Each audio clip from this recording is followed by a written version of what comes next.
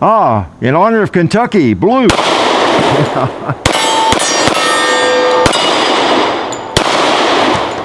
Nice. Oh, we have some more ammo. Yeah, we have a couple more. Let's go over there on the hill, the muddy hill.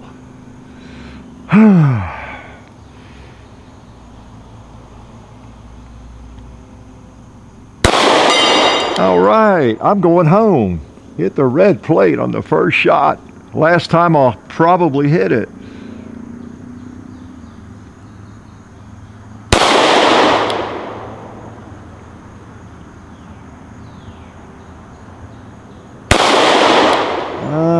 Thought that had it.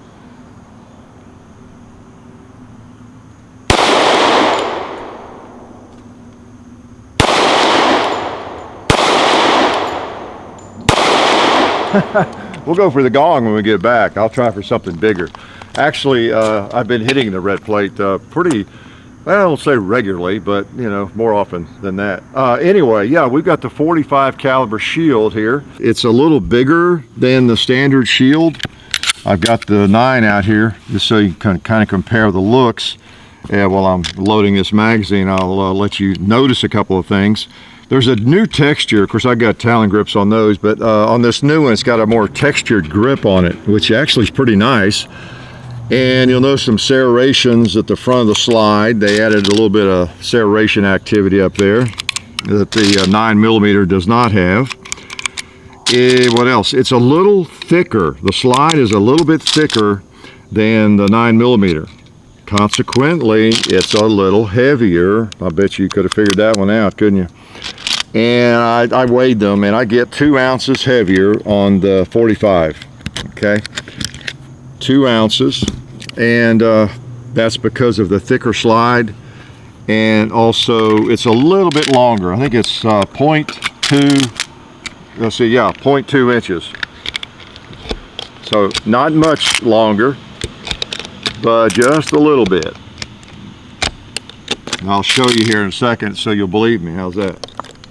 Magazine's just stiff because it's new. And that's, I guess, the biggest difference right there. A little heavier, a little longer. Okay, hold 6. I'll stick them up here together. I'll put that magazine in so you can see give you an idea where it fits size-wise. You notice it's a little longer in the grip than the 9. The 9 is on the right there, on my right here. So a little bit longer grip.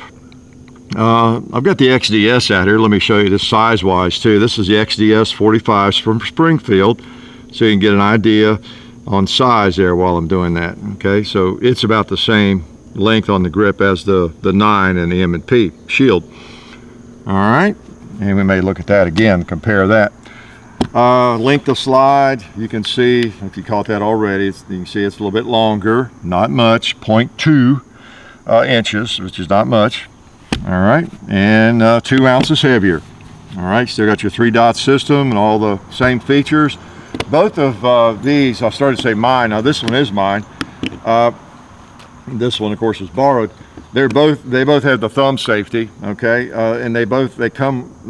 Yeah, I think the 9 comes either way as well, but you can get it with the safety or without the safety. All right, so these just happen to have the safety. I just typically don't use them, so I don't think much about it one way or the other. But it does have the thumb safety. All right, so we're loaded back up here. Or we're not loaded, but we're going to be. Yeah, we are. We got the magazine loaded.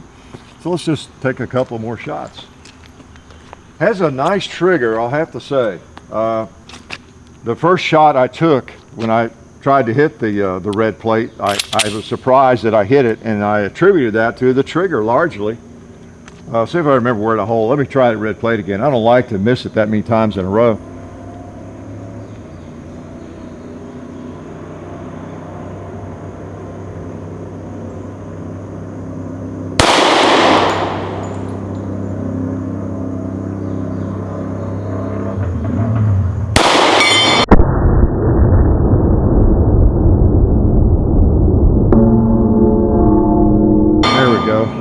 I needed to hold it up just a hair more. That was it. Let me try the gong.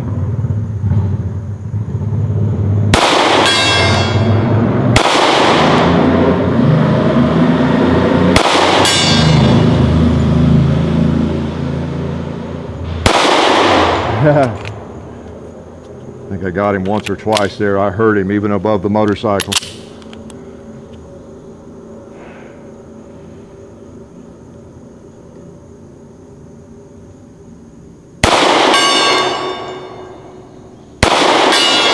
Nice sound. I'm gonna hit that red plate again.